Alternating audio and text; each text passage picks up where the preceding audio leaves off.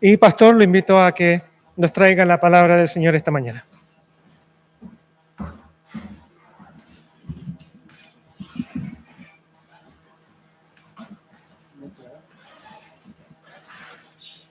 A los tramoyistas les vamos a invitar a que pasen a sentarse.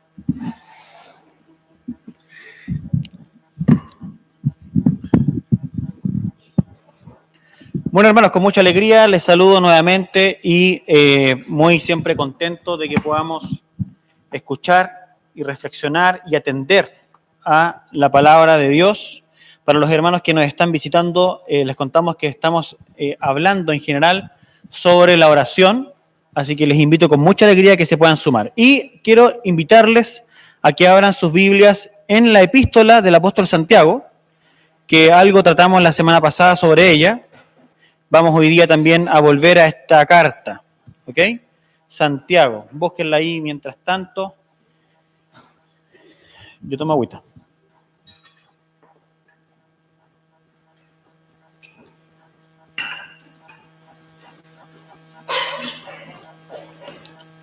Normalmente predico cortito, como 2 o 3 horas. Hoy día voy a extenderme un poco más, ya, así que para que tengan harto ánimo. Vamos hoy día a concentrarnos en el capítulo 1, del verso 2 hasta el verso número 8, ¿ok? Pero antes de entrar a esta lectura, les quiero recordar un versículo que expusimos la semana pasada, que dice así. Lo voy a leer en la Reina Valera, ¿ok? Dice, pedís y no recibís, porque pedís mal para gastar en vuestros deleites, ¿ok? La semana pasada estuvimos hablando respecto de cuando nuestras oraciones no tienen respuesta. Ese fue el tema, ¿ok? Y hoy día quiero que lo enfoquemos de otro punto de vista. Les quiero invitar a que podamos considerar qué debemos pedir con toda confianza, con plena certeza de que lo recibiremos. De esto va a tratar este pasaje. Así que lo que vamos a hacer es orar. Vamos a pedirle a Dios que abra nuestro entendimiento. Vamos a leer el texto y se los expongo. ¿Ok? Entonces vamos a orar juntos. Señor, muchas gracias por este día domingo. Muchas gracias porque nuevamente podemos estar juntos y podemos disponernos en nuestro corazón para ser enseñados por ti. Enséñanos a orar, Señor, porque no sabemos muy bien cómo hacerlo. Oriéntanos con tu palabra y que tu palabra sea nuestra lámpara para conducirnos en la vida. En el nombre de Jesús. Amén. Dice el texto así, verso 2, ¿ok? Verso 2. Hermanos míos, tened por sumo gozo cuando os halléis en diversas pruebas, sabiendo que la prueba de vuestra fe produce paciencia. Mas tenga la paciencia su obra completa, para que seáis perfectos y cabales, sin que os falte cosa alguna. Y si alguno de vosotros tiene falta de sabiduría, pídala a Dios, el cual da ¿a cuántas personas? A todos, poco o mucho, abundantemente. Te dice que no, tal vez, sin reproche, y le será dada. Pero pida ¿con qué? Con fe, no dudando nada, porque el que duda es semejante a la onda del mar, que es arrastrada por el viento y echada de una parte a otra. No piense, pues, quien tal haga, que recibirá cosa alguna del Señor. El hombre de doble ánimo es inconstante en todos sus caminos. El hermano que es de humilde condición, gloríese en su exaltación, pero el que es rico, en su humillación, porque él pasará como la flor de la hierba. Porque cuando sale el sol con calor abrasador, la hierba se seca, su flor se cae y perece su hermosa apariencia. Así también se marchitará el rico en todas sus empresas. El texto nos anima a pedir una cosa, y eso es sabiduría. sabiduría. La sabiduría no va a ser negada a nadie quien la pida a Dios. ¿Pero qué es pedir sabiduría? ¿Qué pedimos cuando pedimos sabiduría? Es lo que quiero hoy día trabajar con ustedes. Y les voy a contar que pedimos 4 cosas. Ya les doy el spoiler. 1. Pedimos para escapar de una visión material de la existencia. 1. 2. Pedimos por visión espiritual. 3. Pedimos para interpretar nuestras circunstancias escatológicamente. Y 4. En última instancia, pedimos para que Jesús, que es la sabiduría, nos sea revelado. ¿Ok? Vamos, porque la ruta es larga. Punto 1. Pedimos para escapar de una visión materialista de la existencia.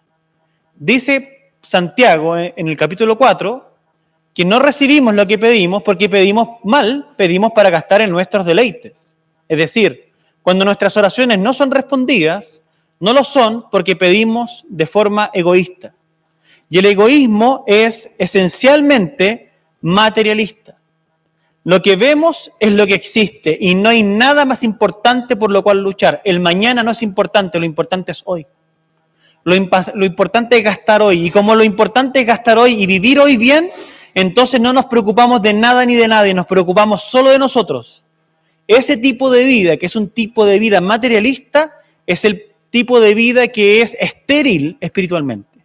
Es el tipo de vida que no produce ningún resultado espiritual y no obtendrá ninguna respuesta de parte de Dios. Dios no está involucrado ni interesado en responder peticiones egoístas. ¿Qué es lo que pensamos cuando pensamos de forma materialista? Cuando pensamos de esta forma, de este punto de vista de la vida, pensamos así: no puede ser que esta prueba que estoy viviendo sea buena. No puede ser que mi desempleo traiga algo bueno a mi vida. No puede ser que el accidente que viví tenga algún fin provechoso. No puede ser que la pérdida de esta persona a la cual tanto amaba redunde en algo positivo para mí. Es decir, todo lo que vivimos, todo lo que nos pasa, lo vemos de forma fatalista. Nada tiene sentido. No vemos que hay algo superior que tenga el control y que nos esté gobernando y tenga alguna dirección para nuestras vidas. Somos afectados, somos derrumbados porque las cosas que nos pasan, las vicisitudes de la vida nos dominan, nos gobiernan. Y el contexto de esta carta es ese. El versículo 2 partió diciendo: si alguno de ustedes vive alguna prueba, y empieza entonces el apóstol a recomendarnos pedir, a ser pacientes. Tiene una vida, fíjense ustedes, más trascendente de las cosas. Pero el materialista es egoísta, el egoísta es materialista. ¿Has tenido sequedad en tu vida de oración? Probablemente es porque has cultivado en tu vida mucho egoísmo y estás, aunque con tu boca diciendo que crees en cosas que son trascendentes, en tu vida práctica confías solamente en aquello que es palpable. Necesitas expandir tus horizontes. Génesis 4 es una excelente ilustración. Ven, Génesis 4. En Génesis 4 se nos relata una historia. ¿De quién se nos habla en Génesis 4? Se nos habla de Caín y se nos habla de Abel.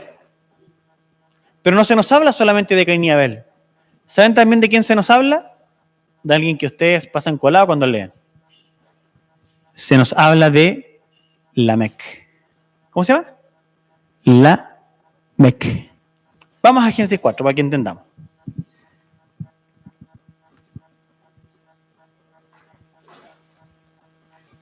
La historia de Caín y Abel es conocida por todos, ¿cierto? Caín era una persona egoísta. Caín era una persona envidiosa. Caín era una persona gobernada por sus emociones, por sus sentimientos. Y cuando ve que su hermano tiene una aprobación de parte de Dios que él no tiene, él se llena de ira en su corazón. Y esa ira lo gobierna, lo sobrepasa y termina asesinando a su hermano. Producto de este hecho, Dios lo disciplina y lo echa de donde está. Y le dice que él ya no va a tener la misma energía que tenía antes para hacer las cosas que él hacía. Eso está ahí en el capítulo 4. Y Caín reclama. Le dice, Señor, esto que tú me estás poniendo como prueba y castigo está muy fuerte para mí. Entonces le dice el Señor, no te preocupes, voy a colocar una marca sobre ti y el que te toque, ¿cierto? Va a recibir 7 veces más. Eso está en el verso número 13, 4:13. Y dijo Caín a Jehová, grande es mi castigo para ser soportado. He aquí me echas hoy de la tierra, y de tu presencia me esconderé, y seré errante y extranjero en la tierra, y sucederá que cualquiera que me hallare me matará. Y le respondió Jehová, ciertamente cualquiera que matare a Caín, 7 veces será castigado. Entonces Jehová puso una señal sobre él. Todos leemos hasta ahí para eso, ¿no? Pero la historia continúa.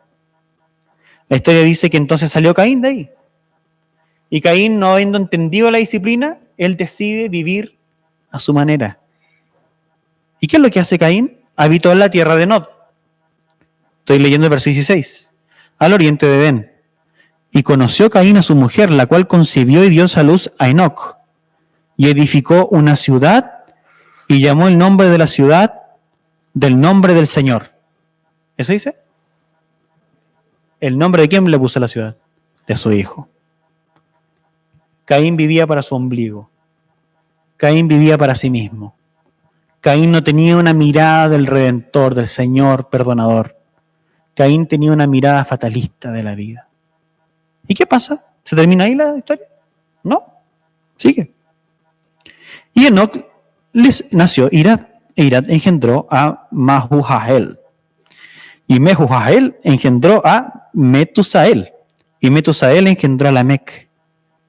Y ahí viene, fíjense que pasa rápido, porque Lamec hizo algo. Y Lamec tomó para sí, ¿cuántas mujeres? 2. Era generoso Lamec entonces. No, era egoísta. Era egoísta, porque el mandato bíblico era dejarás a tu padre y a tu madre y te unirás a tu mujer, y serás una sola carne. Y aquí tenemos el principio de la poligamia con Lamec, una persona egocéntrica. ¿Paró ahí? No paró ahí, pues. Sí, sigue.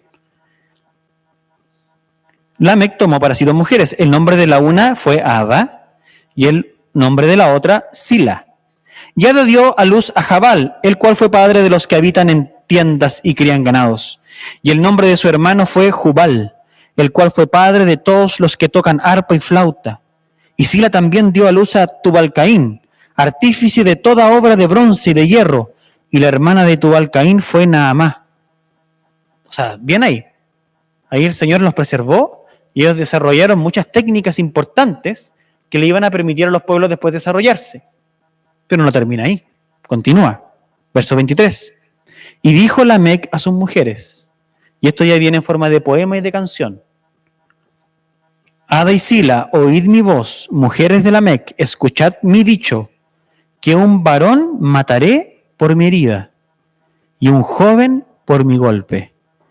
Si 7 veces será vengado Caín, Lamec en verdad 70 veces 7 lo será.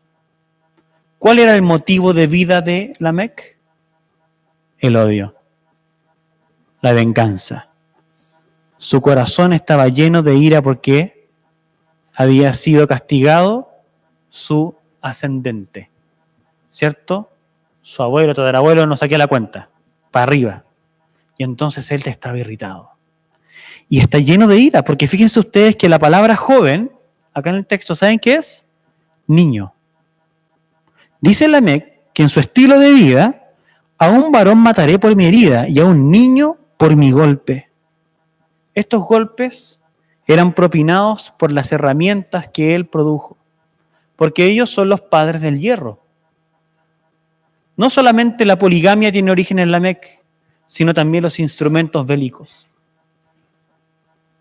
Una persona egocéntrica, una persona egoísta, una persona que no supera su ira, una persona que no supera el juicio, la disciplina, una persona que no ve a Dios como un padre que lo guía, una persona que vive resentida. 7 veces. 7 veces. La existencia no se resume a partículas en movimiento. La existencia permea la moralidad. Y la moralidad de este hombre, por rechazar a Dios, se pone en crisis. Toda su vida gira en torno a su dolor. Pero Jesús fue más grande. Porque Él toma estas 7 veces de venganza de Lamec y Él entonces le dice a sus discípulos, si alguno les hace daño, perdonarlo ¿cuántas veces? 70 veces 7. Un corazón abierto en contraste con este corazón egoísta. ¿Y qué pedimos entonces cuando pedimos sabiduría?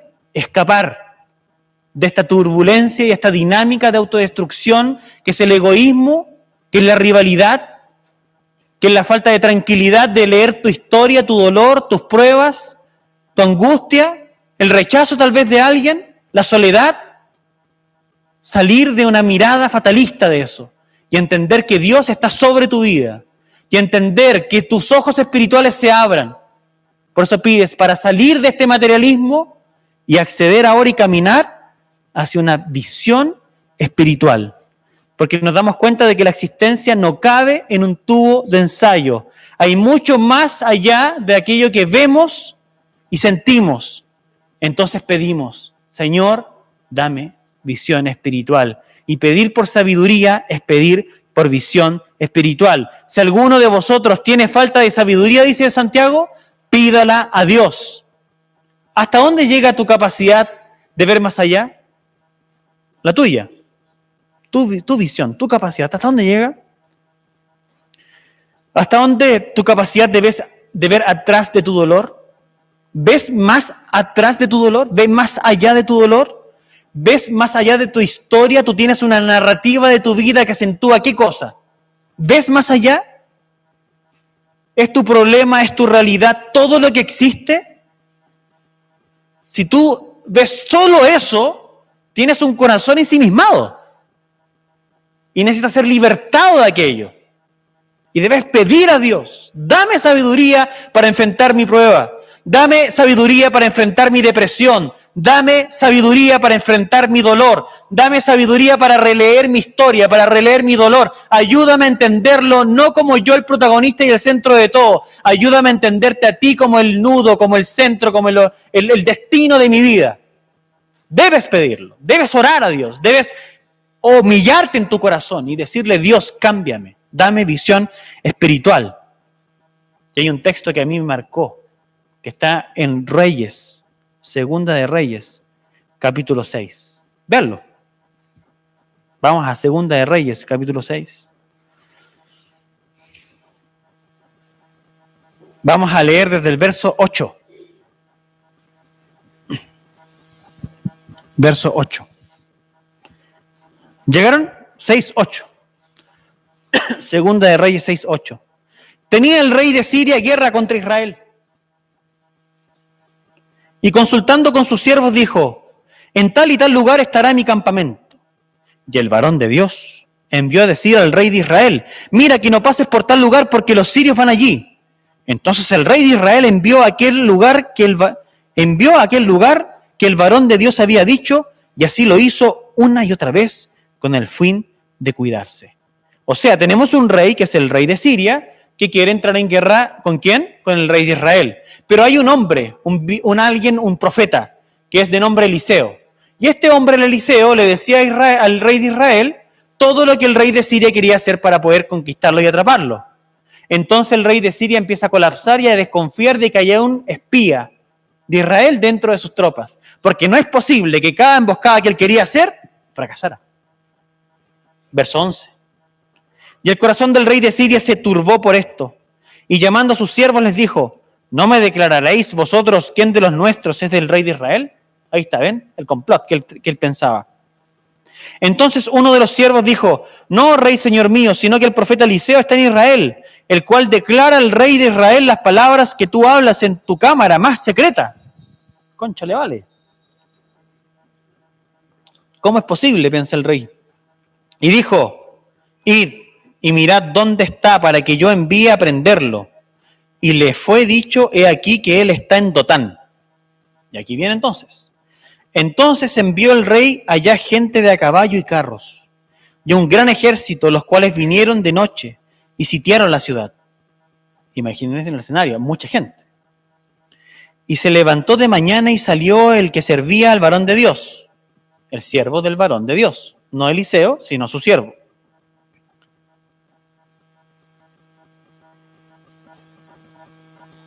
Y aquí el ejército que tenía sitiada la ciudad, con gente de a caballo y carros.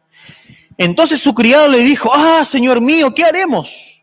Él le dijo: no tengas miedo, porque más son los que están con nosotros que los que están con ellos. Y aquí viene. Y lloró Eliseo y dijo: te ruego, oh Jehová, que abras sus ojos para que vea.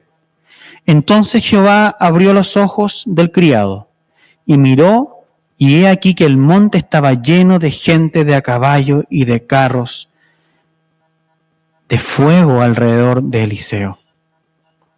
Y luego que los sirios descendieron a él, oró Eliseo a Jehová y dijo: te ruego que hieras con ceguera a esta gente. Y los hirió con ceguera conforme a la petición de Eliseo. ¿Qué es lo que necesitamos? Visión espiritual. Si tú pides por sabiduría, Dios no te negará abrir los ojos espirituales de tu entendimiento. Porque para el hombre natural, todo es natural. Para el hombre natural, todo es materia. Para el hombre natural no hay una explicación trascendente. Pero para el espiritual, todo es espiritual. El espiritual ve más allá. Y tú, si quieres tener una visión de tu vida, de tu historia, y salir de tu terquedad, salir de tu egoísmo, necesitas que Dios te ilumine, que Dios abra tus ojos y que te des cuenta que alrededor tuyo hay millares de ángeles obrando a tu favor y cuidándote. Esto no es fábula, esto no es una leyenda, esta es la historia que ocurrió, documentada, de un hombre que sirvió al Señor y Dios lo honró. Nosotros necesitamos acceder a esta visión espiritual. Y esto existe, hermanos. No voy a profundizar mucho, pero quiero dar testimonio de esto. En mi vida ocurrió un episodio difícil en donde fui traicionado por algunas personas. Solamente voy a contar hasta allí, porque no es el énfasis que quiero dar. Lo que quiero contarles es algo más importante que eso. Es que en la mañana de ese día, yo tuve mi devocional como de costumbre. Y cuando tuve mi devocional, fui guiado a este texto. Y lo leí solo. Y cuando lo terminé de leer, en mi corazón, como que una voz me habló y me dijo: tranquilo, va a pasar algo malo, pero yo estoy contigo. Son más los que están contigo que los que están contra ti. Ese mismo día me comunicaron de lo que había ocurrido. Lloré, obviamente, fue difícil. Gente que yo estimaba y amaba. Pero el Señor me había dado esta palabra. Y en los momentos más oscuros, porque fueron muchos años de oscuridad, donde yo tenía dudas respecto de lo que estaba pasando en mi vida, yo me acordaba de esta palabra.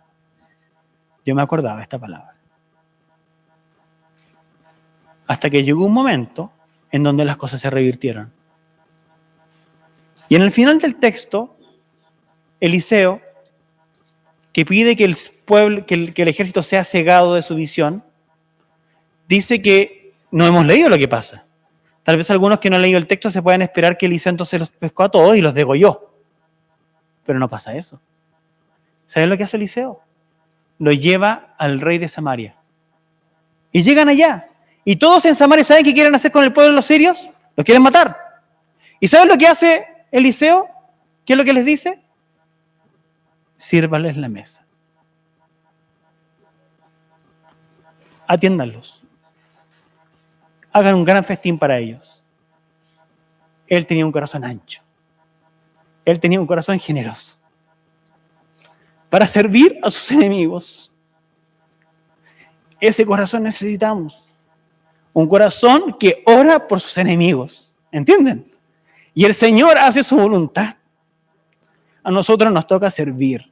A nosotros nos toca ser generosos. Nos toca dar cuando nos persiguen. Nos toca retribuir con amor, con servicio, con generosidad. Eso no es posible desde el materialismo. Eso no es posible desde una visión en donde Dios no tiene razón de tu vida, donde no te conoce. El Señor conoce nuestros caminos y el Señor sabe retribuir. El tiempo puede pasar, puede ser que la noche esté oscura, puede ser que tú no entiendas por qué Dios te manda ciertas pruebas, pero Dios tiene el control. Sí, lo que necesitamos es pedir para que Él nos dé sabiduría, para que Él nos dé una visión renovada de nuestra realidad, para que entendamos que Él es el protagonista. Tú necesitas, hermano, yo lo necesito. Y no te será negado, no te será negado. En Marcos 14, 35 en adelante, Jesús está en el Getsemaní. Se viene un gran dolor para su vida. Y Él está orando y lleva a sus discípulos. Y le dice que oren con Él. Léalo después, Marcos 14, 35 y 42. Y Él ora y dice, Señor, dice, Abba Padre, pasa de mí esta copa, dice el Señor Jesús. Y dice que vuelve a sus discípulos y ellos están durmiendo. Y le dice, no han podido velar conmigo una hora, despierten. Y vuelve a orar. Y esto pasa por 2 veces. Ellos no son capaces. No son capaces porque sus ojos pesaban mucho. ¿Pesan mucho tus ojos? ¿Tienes mucho sueño? ¿La vida es más pesada? ¿O el hambre de ver a Dios? El hambre de ver a Dios en su santuario. El hambre de ver a Dios gobernando sobre tus circunstancias. Si tú tienes hambre de ver a Dios en tus circunstancias, ora, hermano. Ora sin cesar. Madruga, trasnocha. Pídele a Dios y Él va a orar a tu favor. Él no tiene problemas en darte todo lo que necesitas, pero tú necesitas doblegar tu espíritu, doblegar tu alma. Necesitas entregarte, necesitas ser moldeado por Él. Cuando pedimos sabiduría, pedimos para que los ojos de nuestro corazón sean abiertos. Abre los ojos de mi siervo Gacy, le dice, para que vea. Pero pedimos también para interpretar nuestras circunstancias escatológicamente. Algunos tal vez más nuevos dicen, ¿escato qué? ¿Qué? Escatológicamente. Es decir, tenemos que aprender a mirar nuestra vida desde el final para ahora. Nosotros estamos aquí, pero el Señor quiere que nos pongamos acá y que miremos hacia nuestras circunstancias con perspectiva. ¿Dónde está eso en el texto? Está allí, pues. Dice el apóstol una buena noticia y una advertencia. Dice, ¿se percibe alguno de ustedes pobre? Está el texto ahí, Santiago. ¿Alguno de ustedes de condición humilde se siente muy pobre? Vamos al texto. Volvamos a Santiago. El hermano que es de condición humilde, gloríese en su exaltación. ¿Te sientes pobre? No, hace por mucho tiempo, tranquilo. ¿Sientes que las circunstancias no juegan a tu favor? ¿Que no tienes tanto como el otro? Tranquilo. Eso es por un rato. Aprende a gloriarte en tu exaltación. ¿Y el rico? ¿Qué pasa con el rico? ¿Te percibes que te va muy bien en la vida, que eres fantástico? Amigo, dice él, gloríate en tu humillación, porque pasará como la flor de la hierba. Porque cuando sale el sol con color abrasador, la hierba se seca, su flor se cae y perece su hermosa apariencia. Así también se marchitará el rico en todas sus empresas. En todas sus empresas. Amigo, la historia está sentenciada. Nuestra historia está sentenciada. ¿Y saben quién triunfa? Jesús. Y triunfan todos los que estén con Él. ¿Tú estás en Él? Tranquilo, no pasa nada. No pasa nada. El dolor puede durar una noche, pero la alegría viene por la mañana. Y cuando la noche esté bien oscura, cuando nadie lo espere, Él vendrá entre las nubes. Con un son de trompeta, con una voz triunfadora. Y hará resucitar a los muertos en Cristo primero. y allí todas nuestras lágrimas serán enjugadas. Es eso lo que Pedro tiene en mente cuando escribe su epístola. Vayan ahí a Primera de Pedro, porque este texto tiene que estar acompañado de este otro, porque se necesitan mutuamente.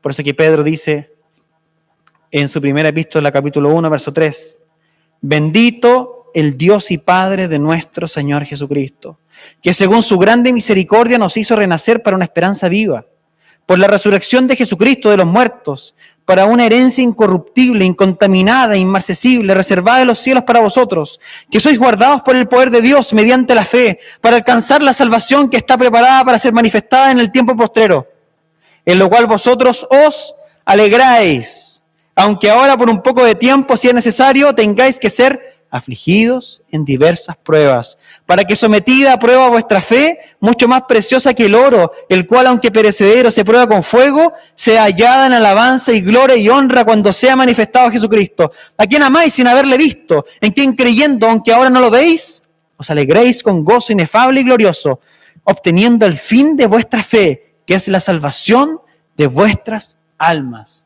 Necesitamos aprender a celebrar anticipadamente la gran victoria que tenemos en Jesús. Tu gran victoria, amigo, no es tu trabajo. Tu gran victoria no es tu matrimonio ni tus hijos. Tu gran victoria no es nada de lo que tú tienes. Tu gran victoria aún no se revela completamente y es Jesús. Y tú necesitas verlo brillando en tu corazón y en tu vida. Por eso que pedimos interpretar nuestras circunstancias escatológicamente. Todo lo que te está ocurriendo en tu vida no es más que un fuego purificador para que tu santidad, para que la obra del Señor en ti sea purificada y resplandezca más fina que el oro. Finalmente, en última instancia, pedimos para que Jesús, que es la sabiduría, nos sea revelada. Y aquí les voy a dar tarea para la casa, pero abran sus Biblias en Proverbios.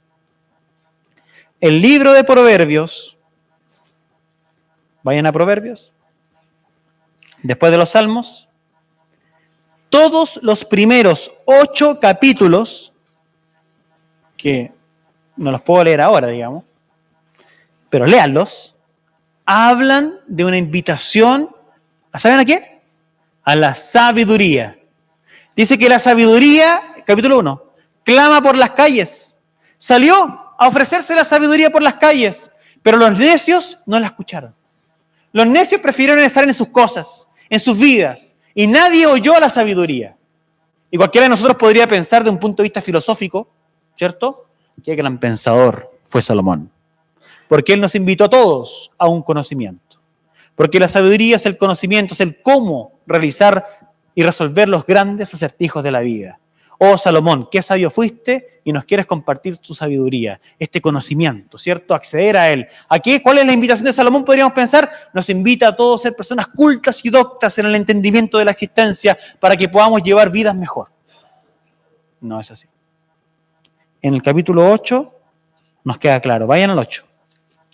En el capítulo 8, verso 22, nos revela que la sabiduría no es simplemente un bien al cual debe ser alcanzado, no es simplemente un conocimiento al cual tú debas aspirar.